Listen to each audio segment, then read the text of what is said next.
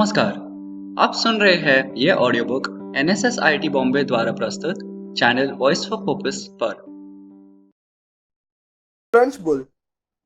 In the interval, Miss Honey left the classroom and headed straight for the headmistress's study. She felt wildly excited. She had just met a small girl who possessed, or so it seemed to her, quite extraordinary qualities of brilliance. There had not been time yet to find out exactly how brilliant the child was, but Miss Honey had learned enough to realize that something had to be done about it as soon as possible. It would be ridiculous to leave a child like that stuck in the bottom form. Normally, Miss Honey was terrified of the headmistress and kept well away from her, but at this moment she felt ready to take on anybody. She knocked on the door of the dreaded private study. "Enter," boomed the deep and dangerous voice of Miss Trunchbull. Miss Honey went in. Now, most head teachers are chosen because they possess a number of fine qualities. They understand children and they have the children's best interest at heart. They are sympathetic, they are fair, and they are deeply interested in education. Miss Trunchbull possessed none of these qualities, and how she ever got her present job was a mystery. She was above all a most formidable female. She had once been a famous athlete, and even now the muscles were still clearly in evidence. You could see them in the bull neck, in the big shoulders, in the thick arms, in the shiny wrists, and in the powerful legs. Looking at her, you got the feeling that this was someone who could bend iron bars and tear telephone directories in half. Her face, I am afraid, was neither a thing of beauty nor a joy forever. She had an obstinate chin, a cruel mouth, and small arrogant eyes. And as for her clothes, they were, to say the least, extremely odd. She always had on a brown cotton smock which was pinched in around the waist with a wide leather belt. The belt was fastened in front with an enormous silver buckle. The massive thighs which emerged out from the smock were encased in a pair of extraordinary breeches, bottle green in color and made of coarse twill. These breeches reached to just below the knees, and from there on down she sported green stockings with turn-up tops, which displayed her calf muscles to perfection. On her feet she wore flat-heeled brown brogues with leather flaps. She looked, in short, more like a rather eccentric and bloodthirsty follower of the staghounds than the headmistress of a nice school for children. When Miss Honey entered the study, Miss Trunchbull was standing beside her huge desk with a look of scowling impatience on her face. "Yes, Miss Honey," she said. "What is it you want? You are looking very flushed and flustered this morning. What's the matter with you? Have those little stinkers been flicking spitballs at you?"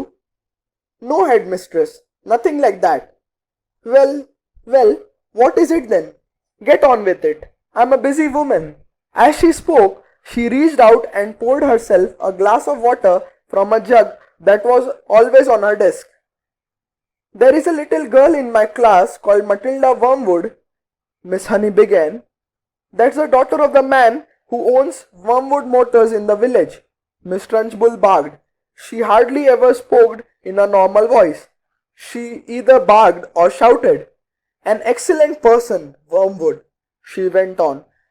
"I was in there only yesterday. He sold me a car, almost new, only done 10,000 miles. Previous owner was an old lady who took it out once a year at the most. A terrific bargain. Yes, I liked Wormwood, a real pillar of a society. He told me the daughter was a bad lot though. He said to watch her. He said if anything bad ever happened in the school, it was certain to be his daughter who did it. I haven't met the little brat yet, but she'll know about it when I do. Her father said she's a real wart." "Oh no, headmistress, that can't be right," Miss Honey cried. "Oh yes, Miss Honey, it darn well is right. In fact, now I come to think of it, I'll bet it was she Who put that stink bomb under my desk here first thing this morning? The place stank like sewer. Of course it was her. I shall have her for that. You see if I don't. What she look like? Nasty little worm? I'll be bound. I have discovered, Miss Honey, during my long career as a teacher, that a bad girl is far more dangerous creature than a bad boy. What's more, they are much harder to squash. Squashing a bad girl is like trying to squash a blue bottle. You bang down on it and the darn thing isn't there. Nasty dirty things. Nasty dirty things little girls are. Glad I never was one. Oh, but you must have been a little girl once, headmistress. Surely you were.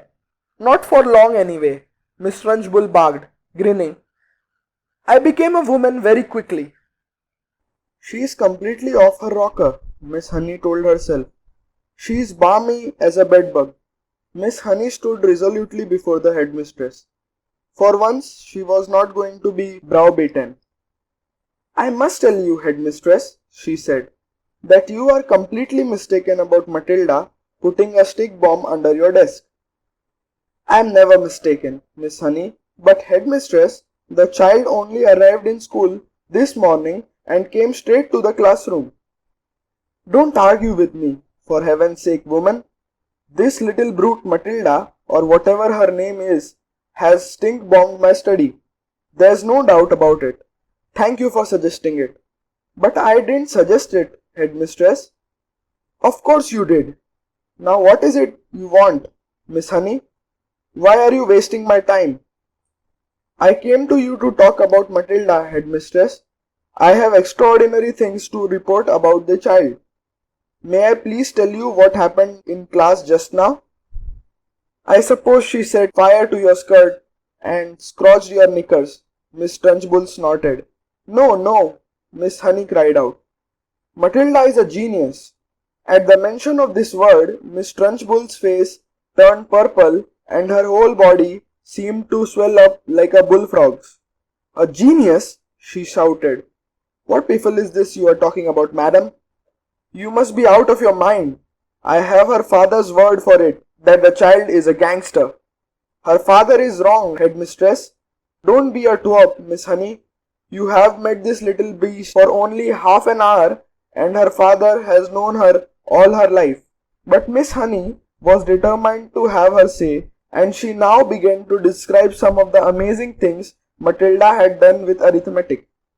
So she's learnt a few tables by heart, has she? Miss Trunchbull barked. My dear woman, that doesn't make her a genius. It makes her a parrot. But headmistress, she can read. So can I, Miss Trunchbull snapped. It is my opinion, Miss Honey said, that Matilda should be taken out of my form and placed immediately in the top form with the 11-year-olds. Ha! Snorted Miss Trunchbull. So you want to get rid of her, do you? So you can't handle her? So now you want to unload her onto the wretched Miss Plimsoll in the top form where she will cause even more chaos? No, no, cried Miss Honey. That is not my reason at all. Oh yes, it is, shouted Miss Trunchbull. I can see right through your little plot, madam. And my answer is no. Matilda stays where she is, and it is up to you to see that she behaves herself. But headmistress, please. Not another word, shouted Miss Trunchbull. And in any case, I have a rule in this school that all children remain in their own age groups regardless of ability. Great Scott! I am not having a little 5-year-old brigand sitting with the senior girls and boys in the top form. Who ever heard of such a thing? Miss Honey stood there helpless before this great red-necked giant. There was a lot more she would like to have said, but she knew it was useless. She said softly, Very well then, it's up to you, headmistress. You are darn right, it's up to me, Miss Trunchbull bellowed. And don't forget, madam, that we are dealing here with a little viper who put a stink bomb under my desk. She did not do that, headmistress. Of course she did it, Miss Trunchbull boomed. And I'll tell you what, I wish to heavens I was still allowed to use the birch and belt as I did in the good old days.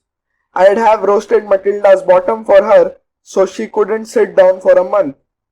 Miss Honey turned and walked out of the study feeling depressed but by no means defeated. I am going to do something about this child, she told herself. I don't know what it will be, but I shall find a way to help her in the end. उम्मीद है ये सुन के आपको मजा आया। और दिलचस्प audio book सुनने के लिए इस चैनल को लाइक, शेयर एंड सब्सक्राइब कीजिए।